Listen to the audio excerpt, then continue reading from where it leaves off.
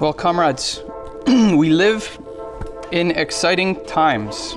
You know how I know?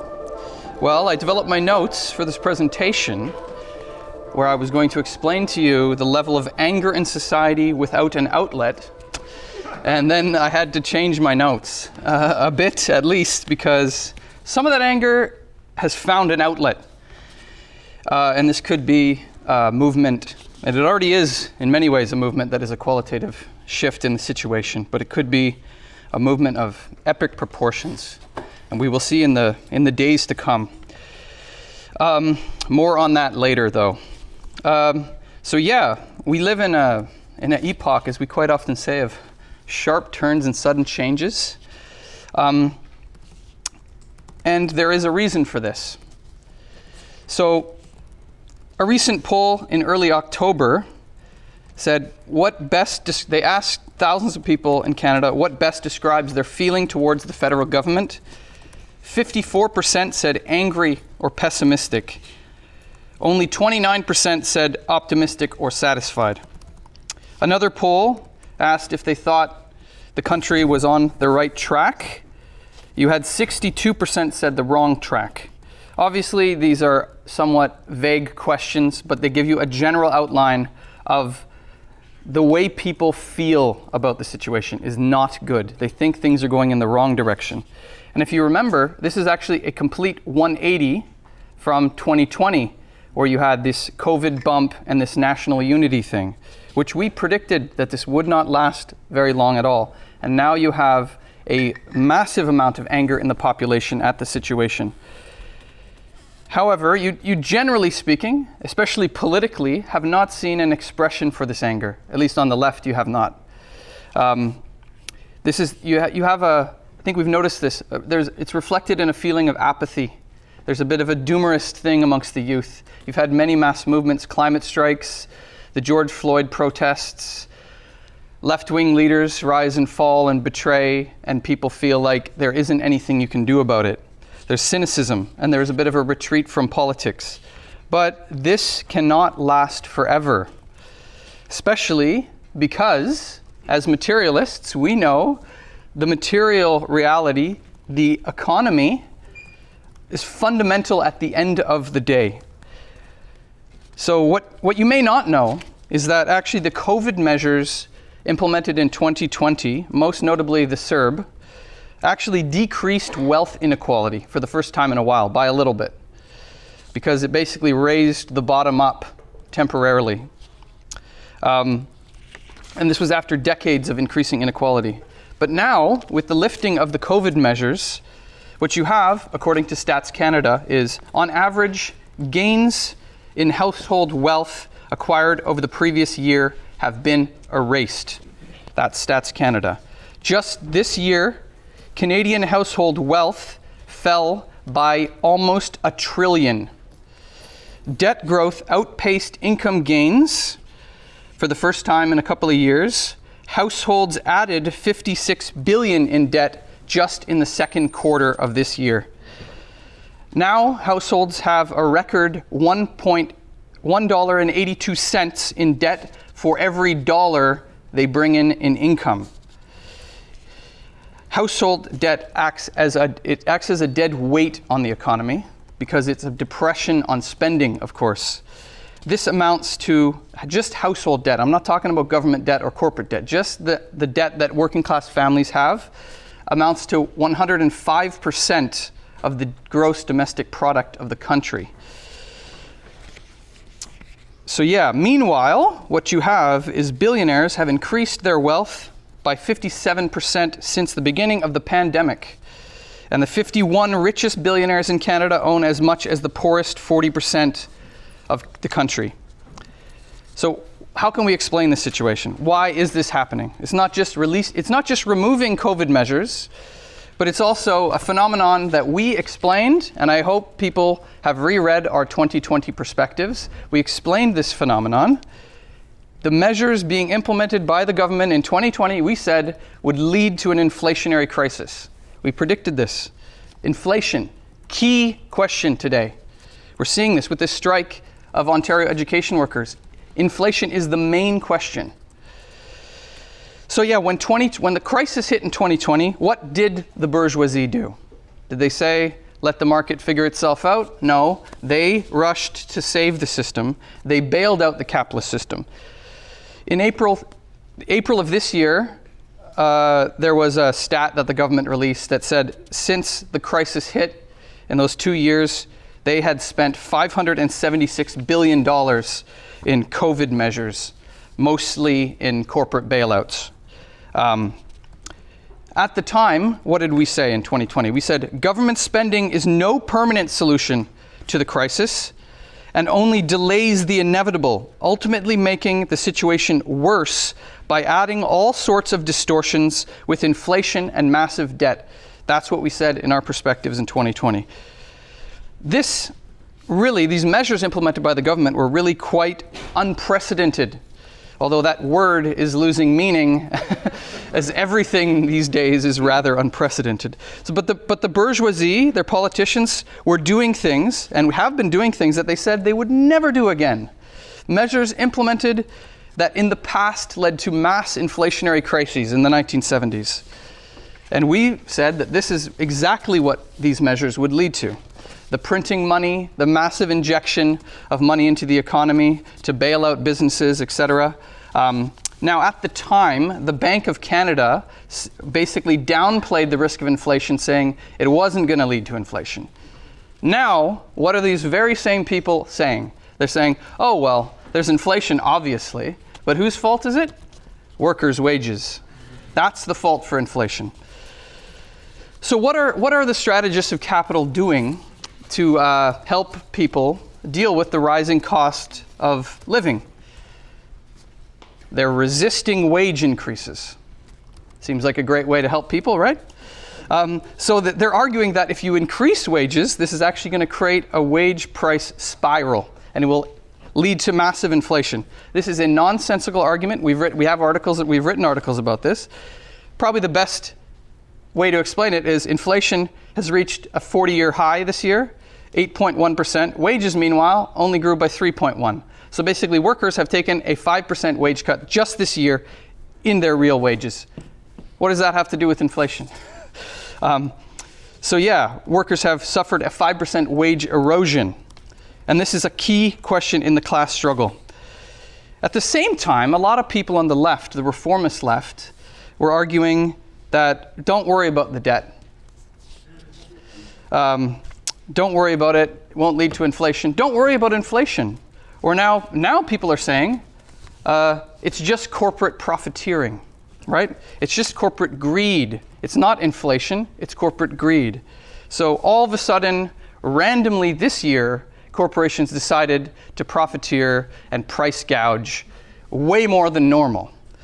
As we explained in 2020, a massive increase in the money supply without an equal or commensurate increase in the production of goods would lead to inflation. And this is the main driver. Of course, there is corporate profiteering. Many corporations are taking advantage of this.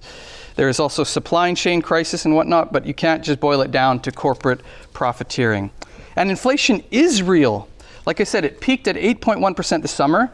Now, they've implemented measures to try to get inflation down. It's at 6.9. So they've barely dented the inflation. And for basic goods and services, it's actually much higher. Basic food, on average, has 14.5% inflation. Butter, 20%. Pasta, 21%. Gas, 35%. And obviously, this hits the poorest workers the hardest. Now, there's another question that hasn't been talked about much over the past couple of years. That used to be a big key question and is going to become one of the main questions, if not the main question. Debt. Government debt in particular. We have to remind ourselves that this was the main driving force behind the wave of austerity after the 2008-2009 crisis. The question, who would pay? The IMF argued, make workers pay. That was the main question behind the movement in Greece. The drastic austerity measures in Greece that led to 30 general strikes and the election of the Syriza government. This was the main driving force behind the 2012 student strike, as the Quebec Liberal government were trying to offload the cost of the crisis onto the backs of a generation of youth in Quebec. This also has been the main driving force behind most major revolutions. Comrades probably know the French Revolution. This was the main driving force. Who pays for the debt? So we should keep our eye on this. The current levels of debt, of government debt, are a ticking time bomb. So federal government debt in 2019, before the pandemic, was $685 billion. This is just the federal debt. In 2020, it rose to $884 billion. In 2021, it rose to $1,314 billion. And in 2022, this year, it's risen to a record $1,455 billion. It's almost as much as the GDP, just the federal government debt. The consolidated government debt in Canada, that includes all layers of government, not just the federal government, is $2,737 billion. That's 137% of the country's GDP. We're not including household debt in this or corporate debt. You're just talking about the government debt. This will become a key question. So what mainstream economists said in 2020, when they started wrapping up this unprecedented deficit spending, debt expenditure, was we don't need to worry about the debt because interest rates are low, right? Well, I don't know if you've been paying attention. We'll get into that in a second. On the left, you also had people like, Gabriel Nadeau-Dubois of Québec Solidaire made this argument. So did Jim Stanford, who's a left-wing economist. He does like a lot of the basic economic projections for trade unions and whatnot. They claimed you don't need to worry about the debt because in World War II, you had a lot of government debt, but then, and they didn't pay it off, which is true, but the economy grew so quick that the government debt as a proportion as a ratio to the GDP decreased. That's what the main argument that was made by left-wing economists and left-wing politicians. So basically what they were saying is they were predicting a post-war boom. Now what do we have? Well, we're headed for a recession. That's exactly what we said would happen. So incredible argument actually that you see is reformists had more faith in capitalism than the capitalists. No capitalists were predicting a post-war boom. Just left-wing economists were predicting a post-war boom to justify saying, don't worry about the debt. But you have to worry about the debt. The debt is it's a real thing. So we at the time criticized this as wishful thinking. You can read, we have many articles in our perspectives and whatnot at the time. And we should be confident we have been proven absolutely correct on this. As we head into a recession, again, we'll come back to this. So yeah, what are they doing about the inflation? Well, in order to deal with this 40-year high inflation rate, the Bank of Canada is doing one of the only things they can possibly do. They're raising interest rates. And as I said, the only way they could afford this massive amount of debt was with the record low interest rate. But now they're increasing the interest rate massively. The reason why they're doing this is that inflation is driven by too much money in the economy, so too much demand, which drives up prices. So one of the things that the managers of capitalism can do is raise the central interest rate. So the central bank determines the base interest rate, and raising it acts as a deterrent to borrowing. So it acts on a deterrent for new money getting inserted into the economy, and generally speaking, that acts as a downward pressure, a deflationary pressure in the economy. And it has, somewhat. So the interest rate has gone from 0.25% to 3.75%, and the Bank of Canada says it will probably go up to 4.25 by the end of the year at least. According to the Bank of Canada Governor Tiff Macklem, he said, our mandate is price stability. We are a long way from that mandate. So basically, he says they're going to keep increasing the interest rate to try to get the inflation under control. What is the effect of this? Well, remember that debt? Once affordable debt is now very quickly becoming completely overbearing, unaffordable debt. This don't worry about it argument now seems like kind of ridiculous one.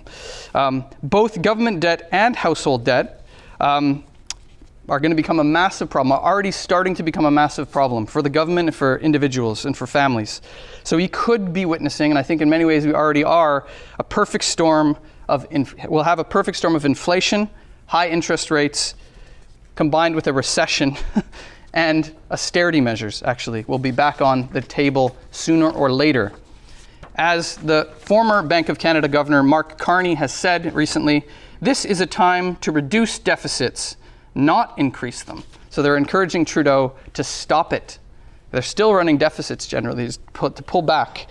So the magic money tree will no longer bear fruit. What is this? You cannot avoid the crisis of capitalism. You can only delay and make it far worse in the future, which is what we're seeing now.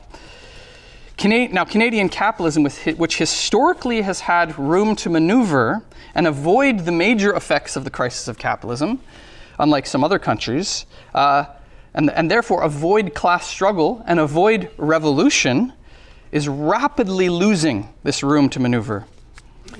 So yeah, really what we're witnessing right now is a double-edged sword. You have inflation, at the same time you have rising interest rates.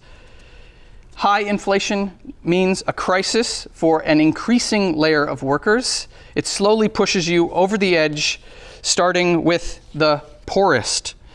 Of course, as Macklem, the governor of the Bank of Canada, has recognized, he said, it's been a long time since we had high inflation, and we're rediscovering that it corrodes the social fabric. It does, and it leads to class struggle. They know what this leads to. However, what does increasing interest rates do? So while rising inflation affects everyone, it specifically pushes the poorest into abject poverty, right? But increasing interest rates affects a much wider layer of the working class.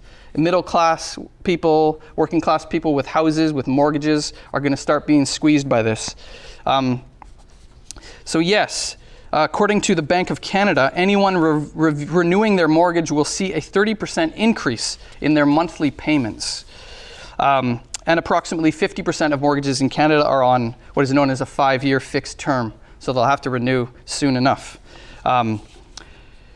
It's probably worse with other types of debt, actually, that are just the payments are increasing, right? So basically, workers are getting squeezed from the rising cost of basic necessities, as well as a rising cost of servicing the debt that they hold. This is a double-edged sword. This all leads to what we're already starting to see in Canada, polarization. Now, Canada is generally known as a land of compromise. Indeed, the foundation of the Canadian state is peace, order, and good government. And most of the time in the history of Canada, the various parties, left, right, whatever, Conservative, NDP, Liberal, have been able to reach compromise, right? The unions have been able to reach compromise with capital as well.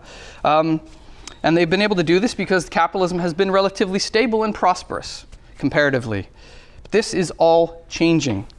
You have mass polarization to the left and to the right as people become increasingly angry at the status quo.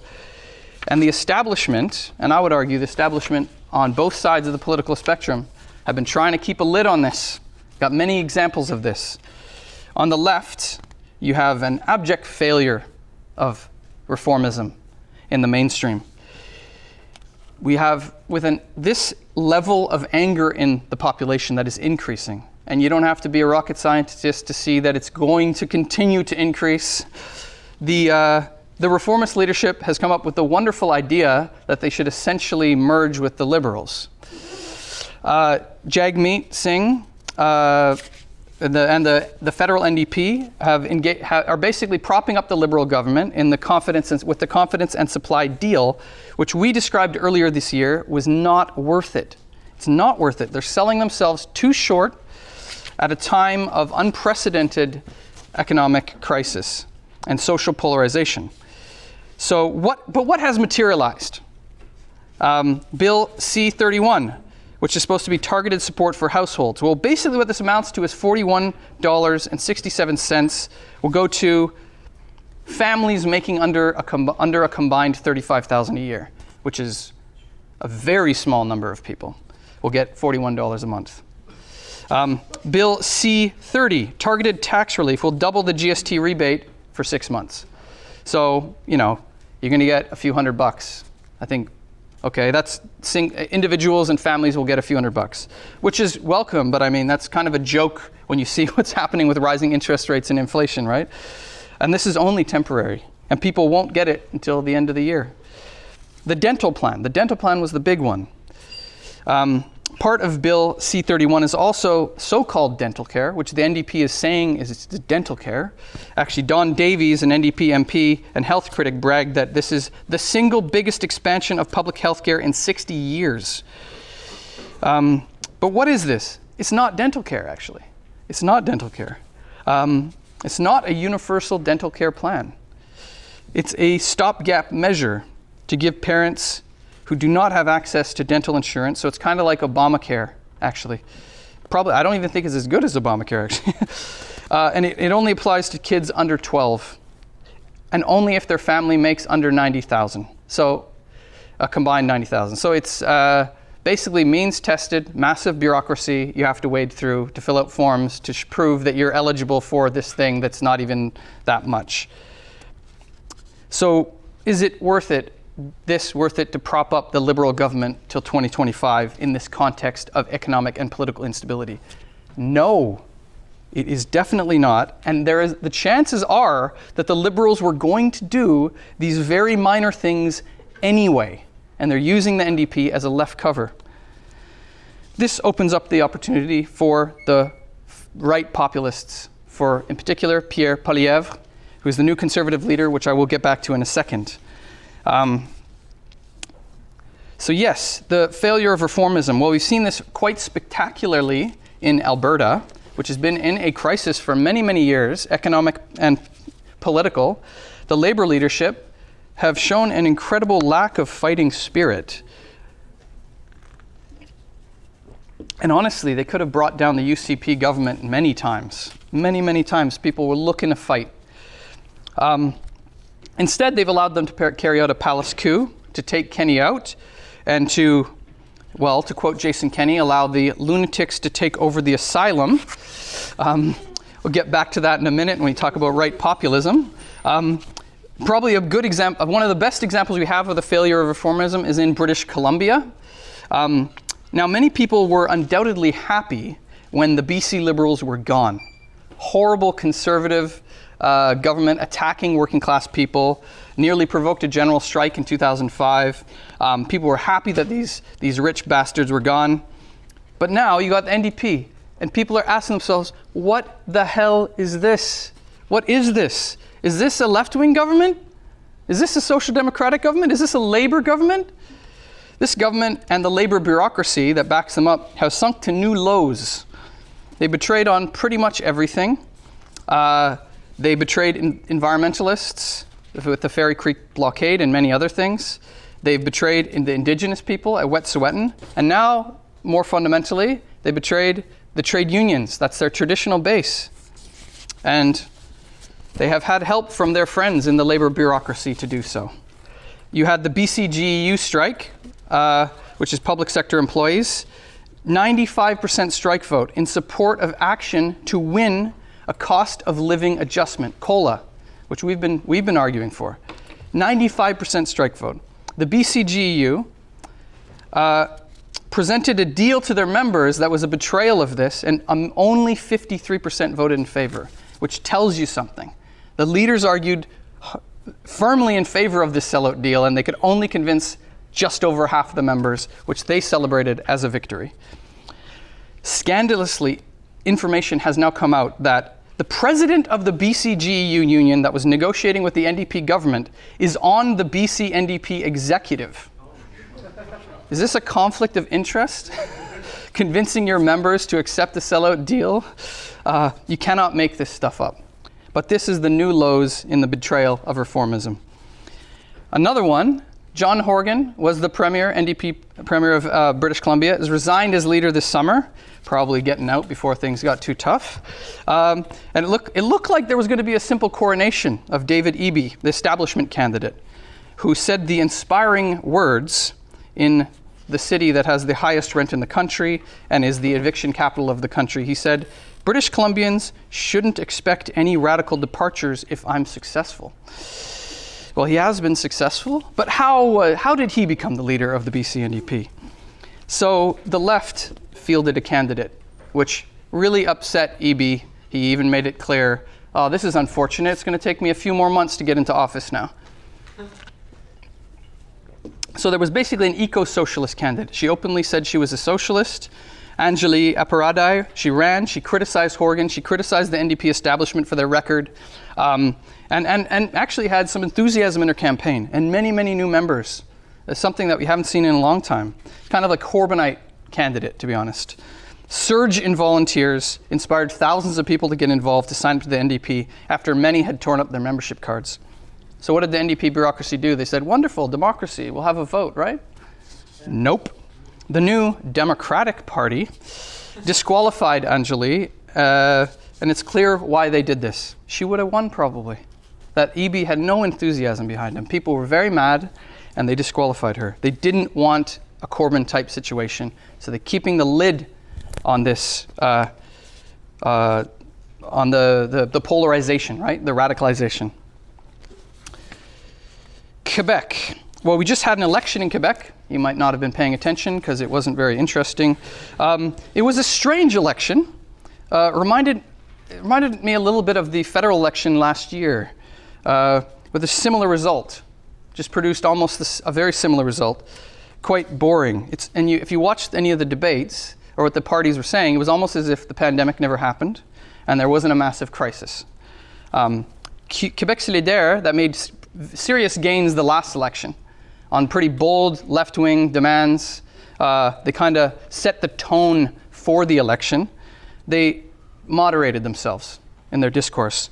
You can even see this with the election signs. For the first time, they had signs, free education, right? Very clear. This time they had vague election signs, solve the housing crisis. Well, everybody says they want to solve the housing crisis. They said they were preparing to govern. They've been talking like this. That's what reformist parties do when they then have to moderate. But so much for that, they ended up with pretty much the same amount of seats, failed to get anywhere. Instead, what you had is the Liberals and the Parti Québécois, which had been the establishment parties in Quebec for like 40 years, they lost more support. But it didn't really go to QS, actually. It mostly went to the farther right, to the Conservative Party of Quebec, which although they failed to gain any seats, they had almost as much votes as the other three opposition parties.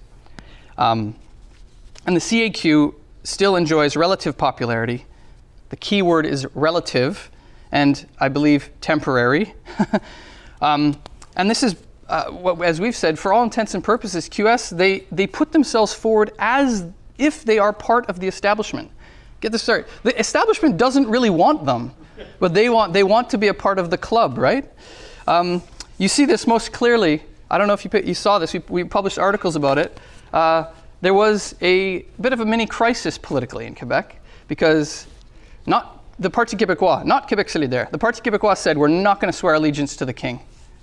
Correctly, they said this. You shouldn't. They should not. It's a principled question, right? And then QS jumped, say, we won't swear too, right? Because they can't be out-lefted by them. Then what happened? Well, they went back. They said, we'll go into the National Assembly and put forward a resolution to try to resolve the crisis. But the government had said they don't want to resolve. No, they're not budging on it. So basically, they capitulated. They're trying to work on a compromise solution with all the establishment parties. Similar thing happened federally. The Bloc Québécois correctly put forward a resolution saying you should break ties with the monarchy, you shouldn't swear allegiance to the king. Jagmeet Singh courageously abstained. Some of the NDP lefts voted in favor of that resolution correctly, but Jagmeet abstained. I think that sums up his political career right there. Don't want to be too offensive to the king, right? So this situation has led to, and we've been describing this over the past couple of years, directly to a rise in right-wing populism. If the anger doesn't go left, some of it's going to go right. We saw this earlier this year with the convoy. It was a populist movement that at the beginning had a semblance of support amongst a layer of working class people that were looking to fight back, right? So right-wing populism is rearing its ugly head all over the country, precisely because there's no labor leadership. Until now, there is some labor leadership now, which we will get into. Don't want to be just pessimistic. So the most clear example of this politically is Pierre Poilievre, the new conservative leader who stormed to power, crushing all opposition. The Conservative Party establishment just gave up and mostly rallied behind him, probably tried to control him. He's had big rallies of thousands of people, hundreds of thousands of new Conservative Party members, unprecedented actually. They're not known to be a party of normal people that join, you know. Now, how has he been able to do this? Well, it's similar to the Trump phenomenon. It's not so much what he's proposing, it's what he's criticizing. He's making critical points against government that people hate. He said the following. He said the government has ballooned the assets of the billionaires, sounds like Bernie Sanders, doesn't it? And the debts of our children and the cost of living of the working class. I haven't heard the NDP use the working class very much, but you got the right using it. They are smart. They know what they're doing. They did that with the convoy too. They framed it as a working class movement. It of course wasn't, but they are intelligent. They know you have to win the workers. So we need to win the workers. The left needs to win the workers, orientate to the working class. So Poilievre has denounced the liberal NDP coalition. The problem with this is that it's having some traction, because the NDP can't very well oppose a government that they are essentially a part of. So all the anger, why would the anger go to the NDP? Jagmeet posted, he makes these left-wing posts denouncing the government and the billionaires online, and he said that he made a tweet earlier this year, said the system is rigged. And Poilievre tweeted back saying, yes, the system is rigged for the rich, but you are the system, Jagmeet. And you can see that actually, it makes a lot of sense to people, right? And it's unfortunate you don't have that left leadership. But we have to understand this phenomenon. Another example of this, the new UCP leader, Danielle Smith. This is very similar. I hope comrades come in on the discussion on this. She's promising to pass the Alberta Sovereignty Act. It's actually funny, I read it. It's actually very similar. It's like he took notes from René Lévesque. It is very similar to sovereignty association. It's not independence. It's just we're not going to let the federal government mess around, right? And there, in particular, she claims to be against the global woke establishment and the Trudeau-Singh-Notley coalition. But this could actually have some impact. We will see. Maybe not in Alberta because they're in power. But yeah, it's another example of this right-wing populism that the Conservative Party wasn't able to stop. The establishment wasn't able to stop, right? So yeah, what you have is people looking for an outlet, people looking to fight, people angry. They're looking for a political outlet. Unfortunately, because of the betrayal of reformism, it looks like the dynamic will be one of right populism for the coming period. You know, something can always change, of course.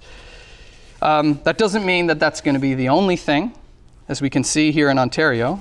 But yeah, to go back to the economy briefly, I mentioned the recession. So the RBC predicts we're going to enter a recession in the first quarter of 2023.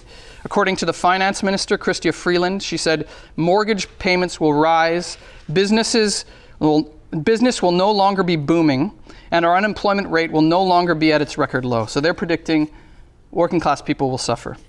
Actually, Tiff Macklem, the governor of the Bank of Canada, said a recession was necessary to combat inflation. Wonderful. Make you poor so you can't spend as much. That's what he says. That's basically what he means, which will bring inflation down. Now, we are headed for a recession, which could be the perfect storm of record debt, high inflation, rising interest rates, and austerity, as I've said already. Now, this could lead actually to layoffs, which will be an extra thing that get added in. Well, workers have had actually relatively better bargaining power because there's been this so-called labor shortage. That could actually end. So that will put a downward pressure on wages, right? So the anger that we are seeing right now, we have to get this through our heads, comrades, is frankly nothing. It's nothing. You're going to see, look at Britain, Look at Britain. Britain is our future. You're going to see, I'm not saying that the monarchy is going to move over here or something like that. I mean, Britain, the class anger, the political instability, that is the future of our country. So yes, inevitably, the anger will find an outlet. And if it's blocked on the political scene in the left by reformist compromise and betrayal, the industrial front is starting to open up. So strike statistics. This year, 1,887,374 work days have been lost to strike action. This is an increase of 563,000 from last year. This is according to Statistics Canada. And this is higher than any year since 2009. And this year will likely surpass 2009 because of the current strike movements that happened at the end of the year, which will make it the highest strike year since 2005, in which you had a general strike movement in British Columbia and a general strike movement in Quebec.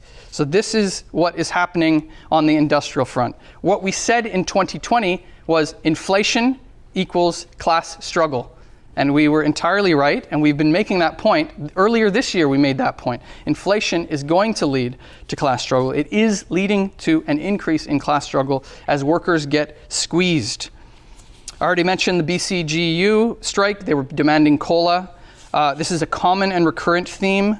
All workers are getting a wage cut. Normally, the normal period, you've had negotiations and maybe you get 1-2% a year. It's going to be, that's 5-6% wage cut a year. We're not talking about getting ahead. You're talking about just to stay, just to not lose anything, right? So this is, the crisis of capitalism cannot be avoided. That is what we're seeing. The most clear and current strike that I'm sure we all want to discuss is the Toronto education workers strike, CUPE 4400. The key issue in this strike is inflation. Workers have seen their wages erode over the past decade or two, actually, and this has accelerated in the past year with inflation. This is already some of the poorest workers in the province, making $39,000 a year on average. The union came into this demanding an increase of 11.7% a year. To make up the wage erosion and make sure our inflation doesn't erode wages any further. This is unacceptable for capitalism, and it's unacceptable for their representatives in government, which is why they're acting the way they're acting. So Doug Ford and Stephen Lecce, in their own words, said, what happens with CUPE sets the tone for the rest of the bargaining with the rest of the workers. We entirely agree. This does set the tone. We need to set the tone, not let them set the tone. So they are trying to set the tone by ramming through a crappy deal and send a signal to the rest of the labor movement and the rest of society. And this is, again, unprecedented what is happening, but we should get used to it. We live in unprecedented times. So before the strike even began, on Monday, they tabled back-to-work legislation. Now, this is not the first time we have seen back-to-work legislation, and it won't be the last, but this is actually the first, if not one of the first times we've ever seen a government use the notwithstanding clause, which, if you don't know what that means, it means notwithstanding your constitutional rights, we will take them away, and you can't challenge that legally for 5 years, basically. So they know that they're violating their rights. They said that right at the beginning, before the strike even began. They've taken away the constitutional right to collective bargain. They're not even going to binding arbitration. This means that not only the right to strike was quashed, but the right to bargain, period, was squashed, meaning you don't have a union, fundamentally. So yes, on Thursday, there was a media scrum with Fred Hahn, who is the president of CUPE Ontario, the Public Employees Union, and Laura Walton, another union leader. And they actually explained, it's a very good media scrum. They're actually very combative. Haven't heard trade union leaders talk like that in, I think in 2005 in British Columbia, I might have heard something like that, but I haven't heard them talk like that for a long time. They actually explain in the interview that they threw another offer to the government where they lowered their demands by 50%. And the government threw it back in their face. These arrogant ogres just threw it back in their face. We're going to crush you. That's basically the message.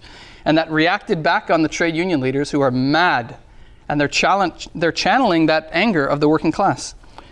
So this is not a normal negotiation, but I think, frankly, this is the new normal. We should get used to this sort of thing. Normally, you sit at the table, give or take. Maybe you have binding arbitration. You get a couple of percent or something like that. And workers would maybe grudgingly accept it, like they did with the BCG-EU deal. But this time, the government took all of those options off of the table. And if the union leadership wanted to, and if they want to capitulate, they basically have to do it in the most craven fashion, in the most cowardly fashion. So they, to their credit, have come out swinging. They're channeling that anger of the workers. They're looking to fight. And they have overwhelming support, I would argue. The day before, I took my dog to the dog park. Everybody at the dog park is talking about the strike, and they all support the workers. Just people that normally never talk politics. My neighbors randomly said, "This government hates kids." I heard them talk the other day. This is just anecdotal evidence, but I think it's important.